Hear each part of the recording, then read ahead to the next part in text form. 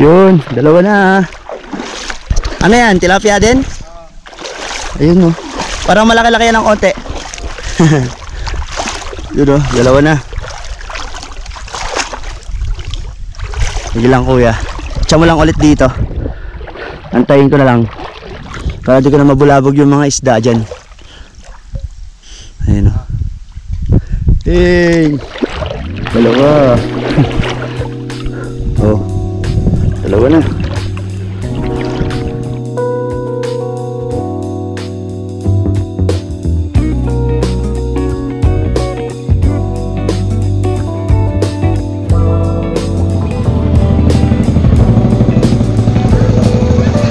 Astig tong ano nila oh. Municipality of Norsagaray. Para siyang minibus. Ang gamit nila. Hello po. Astig nung sasakyan nila. Baka ginagamit nila talaga sa ano yan. Kasi bulubundukin tong ano, Norsagaray. Pero ang ganda ng pang-camp no, ang daming sakay.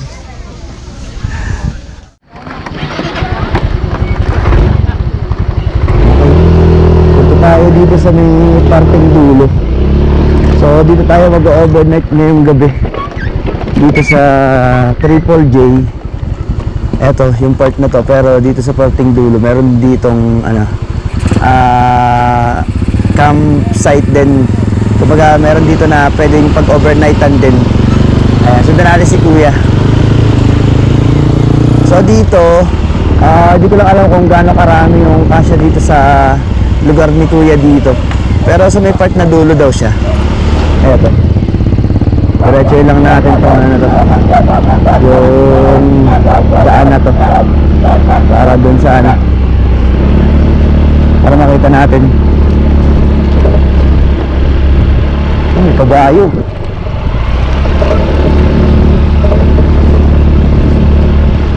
Diba tayo? Baka magsipa ako nito.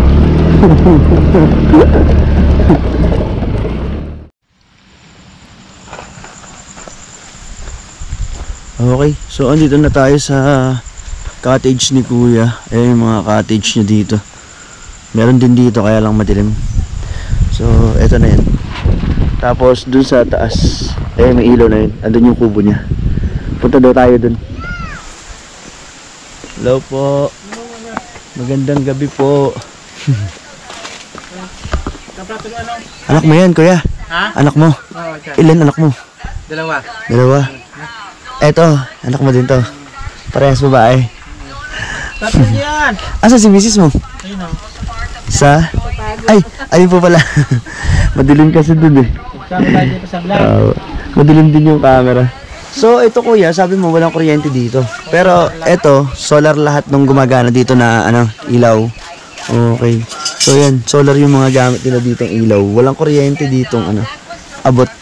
Kaya ayan, mga solar nilagay ni kuya para meron liwanag dito. Okay, so tapos nang kumain. Eto na, nakaayos na itong higaan, nakaayos na itong tent. Ayun na yung mga gamit ko sa loob, yung helmet tsaka yung bag. May unan dito, pinahiram na tayo nitong unan tsaka nitong sapin. Itong tent pinahiram lang din to.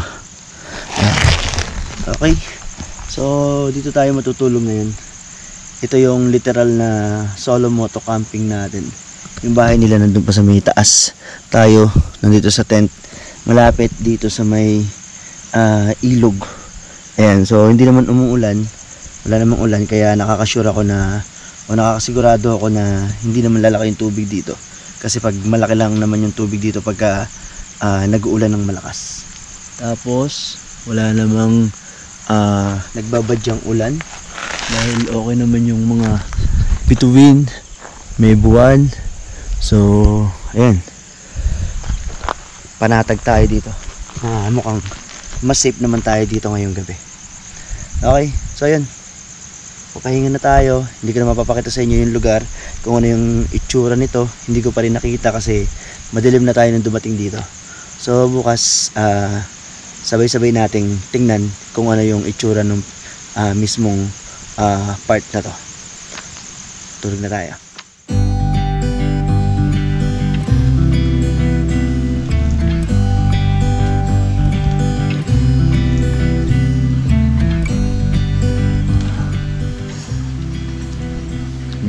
Alabang.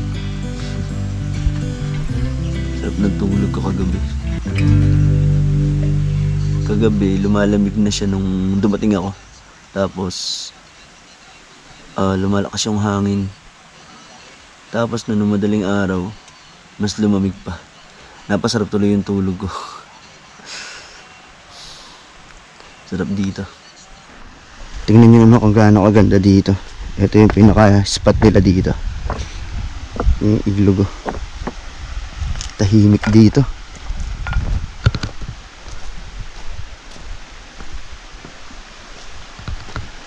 Ilog. Ganda ng ilog din nila dito. Tapos dun, umaagos. Pwede yung ano dun, mga bata dun. Ito daw, lumalaki daw to yung tubig dito. Pagka ano, inaabot tong mga part na to. Kaso ngayon, ginagawa yung pinakadam. Kaya mababaw lang yung tubig dito. Tingnan natin dito sa ano, part dito. Ang ganda din ng part dito. Ang linis ng tubig. Ang linaw. Pati dun pwede yung mga bata dito. Ito yung isang maganda dito. Bata at matanda pwede magtampisaw dito kasi ang babaw lang nito sa ngayon. Pero kung lumalaki man siguro yung tubig dito sa mga part dito, pwede yung mga bata. Tsaka dun sa part dun malapit sa may ano, may cottage. Dami din mga puno. Ang tataas ng mga puno dito. Pwede rin dun pumesto pagka ganitong kainitan para mas lilim sa mga gilid-gilid dito ano. Pero may cottage naman. Pwede rin dun para hindi mainitan. Ang ganda din ng ilog dito. Ayun si kuya may nahuli dito. Ito yung huli mo kuya? Nakapat nga po eh. Tilapia ano? Mga native na tilapia. Babae yung iba. Ayun. Nag-ano ka? Pamana. Ito yung pamana yung gamit niya. Saan mo ito nahuli kuya? Doon sa Triple P. Sa Triple P. Marami dun. Marami ka alam, may ilap na sir. Yun, pwede mag-fishing dito. Spur fishing. Namamana si kuya. Okay. So, pangalawang araw natin dito sa Norsagaray. So, kung saan nga tayo dito nag-camp. So, ito yung pinaka-campsite nila dito. Ito yung cottage. Tapos dito, pwede mag-tent. Pwede mag-camp dito sa mga part na to. So, maluwag din to. Tapos, dun daw yung parking sa part doon. Mga motor tsaka mga sasakyan. Pero dahil wala namang masyadong tao, pwede daw mag-park dito pagka mga weekdays. Pero pag weekends, hindi pwedeng mag-park. So, camping site lang talaga to. So, ang luwang din ng pinaka nila, campsite nila, 'di ba? Ang lawak. Tapos itong cottage nila, na dito na sa may part ng ilog na to. Sa part na yon, meron din sila doong cottage. Tapos meron din sila dito sa may gawing itaas na to. May dalawang cottage pa dito. Pagka gusto nyo dito sa may gawing mga mapuno o medyo madamong lugar na to. Meron din sila ditong floating cottage. So pinapa-arkilan nila to. Pinapa-rent nila to. Itong floating cottage doon na to is 500 yung rent. Maghapon nyo nang pwedeng gamitin. Pwede nyo gamitin dyan. Mag-ikot-ikot kayo dyan. So kung gusto nyo kumain ng naka-floating cottage, pwede din. Dito naman daw sa mga cottage na to, pinaparent nila to ng 300 pero binibigay na lang din nila sa 200. Tapos ang isang maganda dito, pwede kayong mag-tent dito ng libre. Libre ang tent pitching. Basta magdala lang kayo ng mga tent nyo. Ito kasi pinaram lang nila sa akin to. Itong tent nila na to. Tapos, pagdating naman sa parking, itong parking, libre lang din yung parking dito para doon sa mga guest nila na mga magpupunta dito. Meron din silang mga best dito. So ang babayaran nyo sa entrance is 70 pesos lang, kasamahan na yung life vest na yan. So kailangan nyo yan para mas safe daw kayo. Dito sa gilid na to, sa may gilid ng bahay nila, meron din ditong CR. Ayan, pwede nyo gamitin yung CR na yan pagka nasi CR kayo. Kanina nga pala inaayos ko yung charger nitong motor ko kasi ayaw mag-charge. Ayan, binaklas ko, tinesting ko dito kung maayos ko ulit. Baka ako dito lang, kaso wala, hindi rin naayos. Tapos tininan ko dito sa wire dito na dati pinagkakabitan nung voltmeter, kaso mukhang positive at ground lang, kaya wala din. Di rin siya na kaayos. Kasi walang ano dito, walang kuryente dito. Kaya nga kagabi naka ano lang tayo, solar na ilaw. Pero kung makikicharge kayo, meron naman dun sa may labasan dun, malapit lang naman. So bayad na lang kayo ng konti. Tapos pagkakaalam ko dito sa tapat na to, may generator dito pag gabi na umaandar na ginagamit dito. Pwede rin maka-charge dyan. So yun, magbabayad na lang kayo ng konti para magamit nyo yung mga gadget nyo. Okay, labas muna tayo. Update lang ako sa bahay.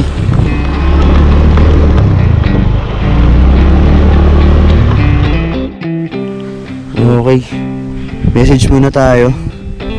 Pumalik ako dito sa may taas ng konti. Eto, andun yung campsite dun sa Triple P. Tapos yung papunta kila kuya dun sa campsite nila Kuya Louie. Wala kasing signal dun yung globe. Pero yung smart meron siya, nagkakaroon siya. Itong globe lang talaga. Pero malapit lang naman, mga ano lang to sa mula kila Kuya Louie. Mga 500 to 700 meters. Andito na yung pinakapataas na to. Eto, may signal na dito. Update lang ako sa bahay. Baka mamaya maghanap sa akin dun kung nasa na ako.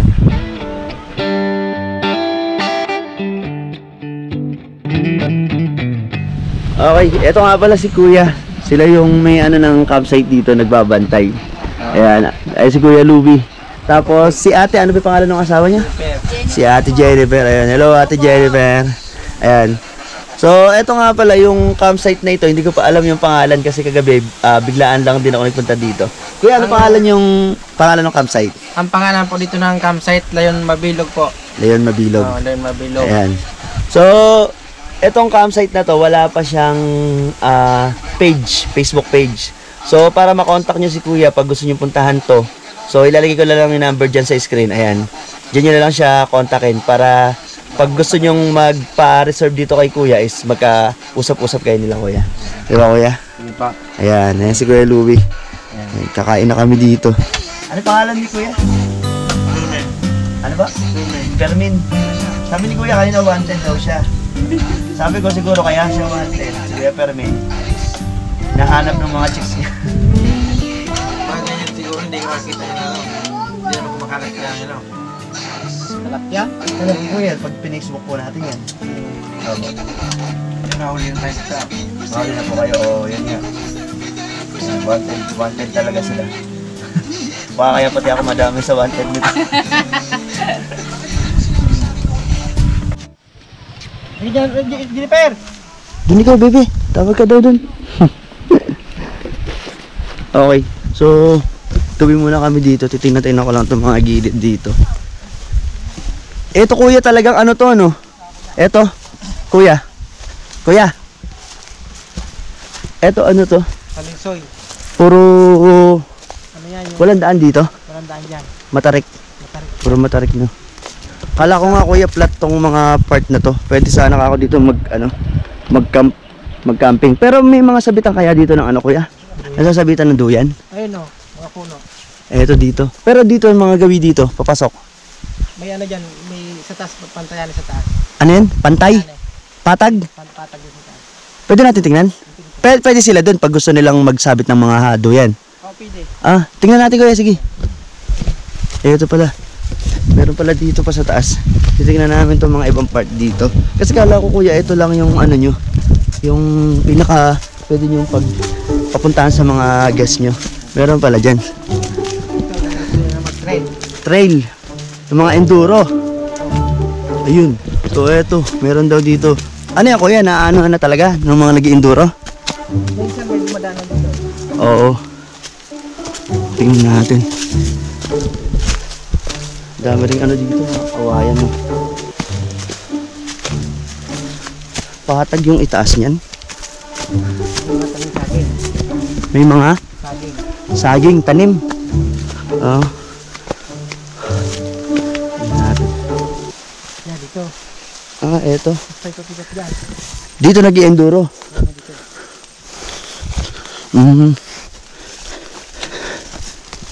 Pero dito, nakakapag-tent dito. Ha?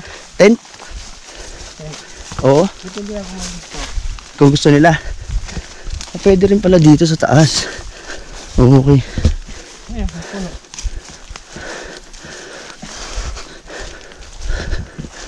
Daming saging, no? Ito na kayo sinasayang patag o hindi pa? Hindi sa dulo dyan. Dito pa sa taas? Akyat pa? Dati yung daan ito ng duro. Yan na yung plat? Yan? Ito pala. May plat pala dito ang lugar. Pwede din daw dito pag gusto nyo. Yung gusto nyo gubat-gubat. Pwede din dyan, oh, patag. May kubo pala doon. Kanino yun? Sa'yo? Yan. Diyan nagtitrail ako punta dyan. Diyan may nagtitrail. Sa mga pantayan niya punta dyan. Doon mga puno. Oo, mga nag-i-enduro, no? Yan. Medyo makakahingil lang paket, no? Pero okay lang. Eto, dito pwede sila dito. Latag ng tent, no? Lagyan lang silang sapin. Gusto mga tago. Tapos check nyo na lang sila pag ano. Ayan, so kung gusto nyo lang naman, ito yung mga part na medyo flat dito sa parte ng burol na sinampahan namin.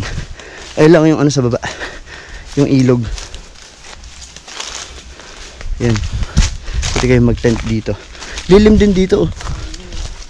Tapos may mga puno, pwede sabitan ng mga duyan. Ayun, oh. Dito sa mas mababa ng konti dito, ayun, oh, may mga plat din. Pwede din kayo dito. Ayun, kasama nyo yung kambing pag gusto nyo kasamahan. Hindi, pwede yan pag gusto nyo dito.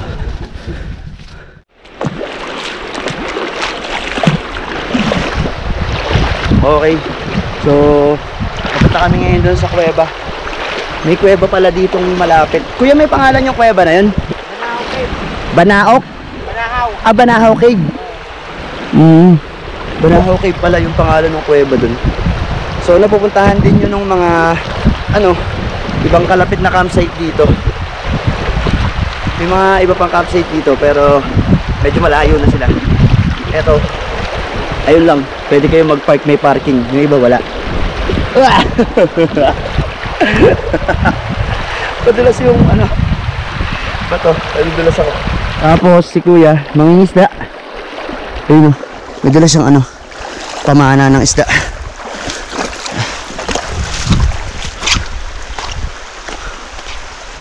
May tindahan din pala dito. Ayan, so pagkakailangan nyo ng mga pagkain, biskwit, kape, marami, may mga tinda sila dito. Yun nga lang, wala dito yung luto-luto dito sa part na to. Pero may mga dilata din para pagka wala kayong baon, pwede kayo mabili doon. Kuya, gaano katagal, ilang minuto pupunta doon sa kuweba? 10 minutes. 10 minutes lang. Oh, lapit lang. Pupuntahan nyo yung kuweba bukod dito sa ilog. Tapos bukod doon sa pataas na pwede nyo pagcampingan doon na pinuntahan natin kanina. Pwede nyo rin puntahan yung kuweba na to. Tapos magkano kuya yung dito? Pagka magpapatour guide? 100 per head. 100 lang per head. Oo. Paano yung pag solo lang kuya, yung pupunta? Hindi, pwede naman. Pwede pa rin. 100 bayad niya. Nag-tour guide kayo kahit pa isa-isa? At least nakarating siya doon sa kuweba. Oo, nakita. Kahit isa lang siya. Oo. Ayun ang maganda dito. Kita nyo kahit solo lang, ihahatid kayo dun sa kuweba para makita nyo lang yung kuweba.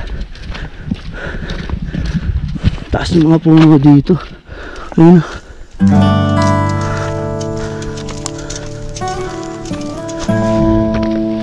Dito pala, gilid lang ako ng konti. Ayun, ilog. Kadugtong dun sa Kalakuya. Pwede din pala kayo magpunta dito. Ang ganda din dito, oh. Mababaw lang yung tubig nyo sa ngayon, pero malinaw. Pero sa susunod, pag lumaki yung tubig dyan, malaki yung tubig din dito sa part na to. Yun nga lang, sarado nga kasi yung dam kasi sinasaayos yata. Pero ang ganda dyan, oh. Sarap dito yung part na to, oh. No?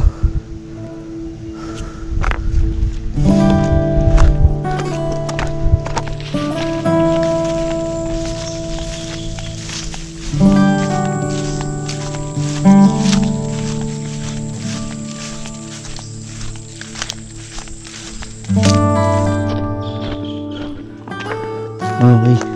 So, dito na yung kuweba. Wala pang 10 minutes yung nilakad namin. So, depende pala yun sa paglalakad. Kung mabilis kayo maglakad, wala pang 10 minutes, mapupuntahan nyo na yung kuweba. Andun yung kuweba sa part na yun.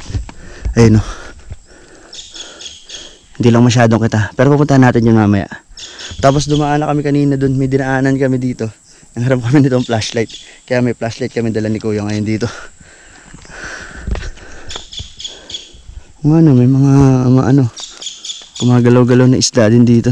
Kaya mo sir dyan, maglangoy. Maglangoy? Oo. Marunong ka maglangoy. Saan ako lumangoy? Tara. Iwanan natin. Saan ka mamamana? Di, punta naman tayo doon. Ay, doon mo na una ay pamamana. Mamaya na doon. Mamaya, doon ka mamamana. Ang lalim pala kuya, ano? Dito may mababaw dito. Dyan hanggang dibdib na. Okay, sige. Ayan, so medyo malalim lang dito. Pagka pupuntahan nyo to, lalangoy-langoy kayo ng konti dito. Pero pag sanay naman kayo lumangoy, walang problema. Pero pag kuya, yung mga hindi sanay lumangoy, binabalsa ninyo para makapunta dyan o bangka? Binabalsa. Balsa. Okay. Langoy muna tayo.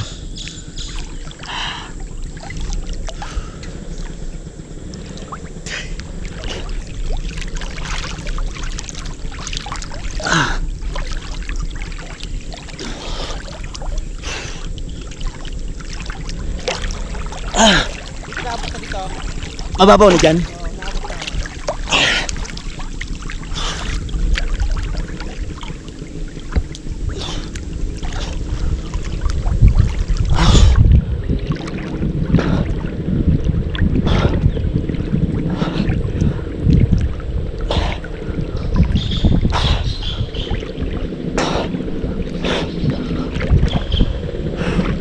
Abot na natin.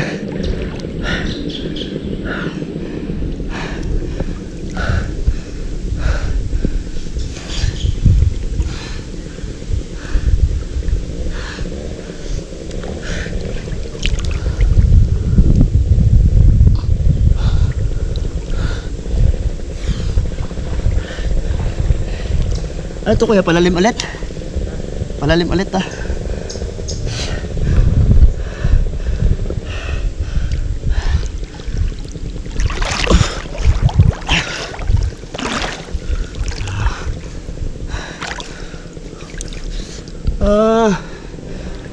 Sa malayo mukhang maliit yung kuweba.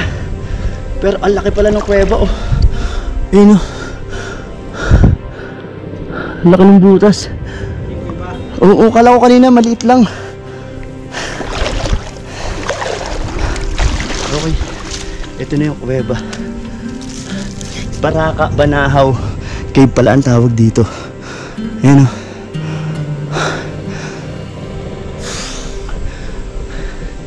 Tingnan natin.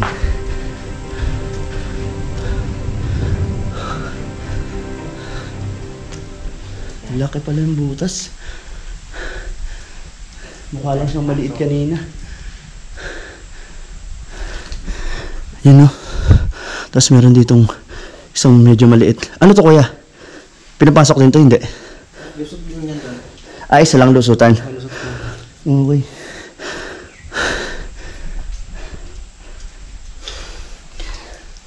Pasok tayo dyan. Pasok na tayo? Okay.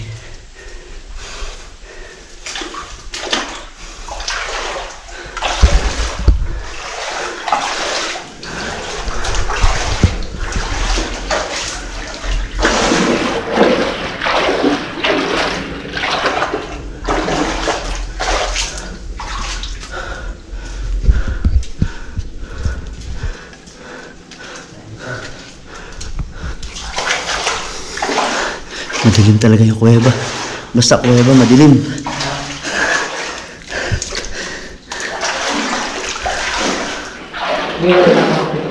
Oo, lang. Hindi ako pumasok dito.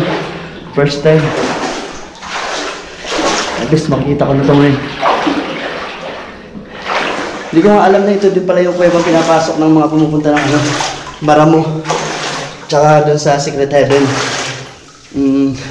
Kaya din, mas malapit pa ng puntahan to pag sabi manggagaling. No? Ito. May ano dito. Stalagmite. Stalactite. Sa taas kasi. Ayun o. Stalagmite. O stalactite. Nakalimutan ko na naman yung tawag pag nasa taas. Meron no.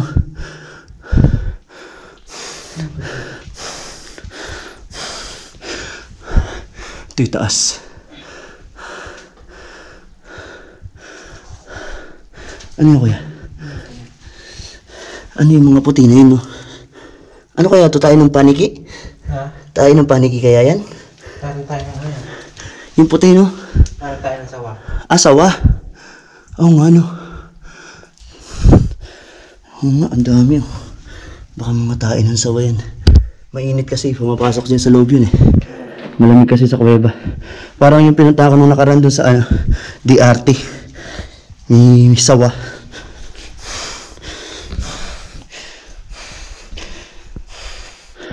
Ano to, kuya? Malawak pa tong kuweba na to? Malawak pa to. Malawak pa? Malawak. May bato din dito, nakaano sa gitna. Malawak pa? Malawak pala yung kuweba na to. Ito, oh. May mga ano din dito. Stalagmite. Di ko matanda kung stalagmite o stalactite, eh. Stalagmite niya. Pag sa itaas. Kaya lang nangitim na yung iba, no? Ito, ganito yung nakikita ko. Kumikilap-kilap pa. Yung parang bago. Yan. Meron pa yan doon sa dulo. Sa dulo? Mahaba pa to?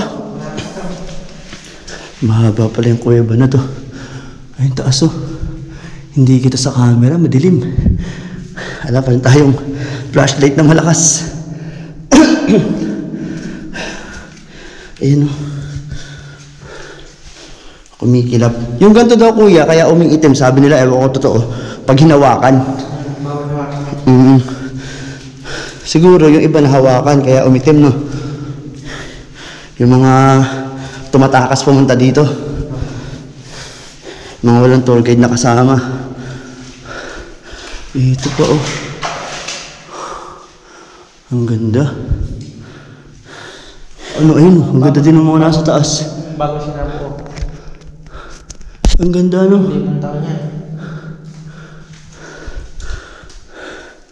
Ayun pa, meron pa dito parang bagong buo din. Ayun, kuya, oh, sa gilid mo. Ayun, oh. Yan, kung gusto niyo magpa-picture. Picture sila doon sa taas? Yan, opo. Mahaba pa talaga. Tapos dito akit sila dyan. Sumasapa picture din doon. Picture dyan, oh. Ayun, may malaki kasi doon sa taas. Yan. Mataas. Oh. Ito, oh. Taas na to, oh. Ang dami din. No? Ganda. Di ba nakita yun, Hmm? madilim yata, no? Ay, ayan, kuya. Parang malaki yan, ah. Yan, Ito, kaya lang ito itim na. Pero ang laki din sana nito. Pero yung bago, ayun, oh. Ayun, sa harap mo, kuya. Puting-puti. malaki yan. Tingnan natin to. Puting-puti. Sa harapan ni kuya. Ayan. Oh, ang laki. Grabe yung kilap niya. Sobrang ano. Yung pulse yan. Ha? Pulse. Pulse? Asan yung pulse? Sa baba? May pulse doon sa baba. Yan. Bababa pa doon. Hindi na tayo mababa dyan. Oo, wag na. Okay na ako, kuya, dito. Ganito na lang tayo. Nakita natin to. Goods na ako dito. Pero may pulse doon sa baba. May butas pa yan doon. Mini pulse. May butas pa yan dyan. Maliit lang. Hindi na may butas pa yan dyan. Dyan meron din. Dyan na may butas pa. Okay. Yan. Sige, kuya. Ayun, oh. Ito yung pinakamalaki. Andito sa may parting dulo na pababa. Bago pumasok pa sa kadugtong ng kuweba na to. Dyan sa ilalim. Ang laki. Ganda.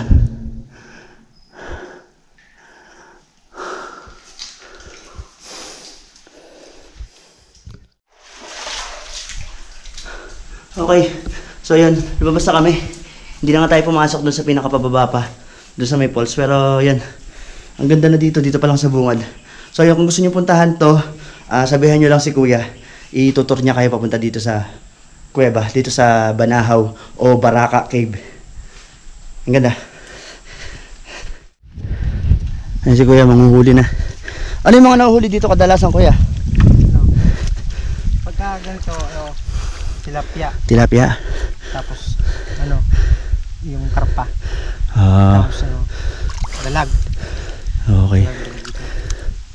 Sige, kuya. Ikaw, dyan ako maninisid. Dito ka maninisid sa parte dito. Okay, sige, kuya. Sana marami kang mahuli. Ayan si kuya. Sisisid na yan. Manguhuli na siya. Abangan na lang natin kung ano yung mga mahuhuli niya dito. Ayan, dyan lang din naman daw siya manguhuli. Medyo malalim lang dun eh. Tingnan natin kung ano mga mahuhuli ni kuya dito.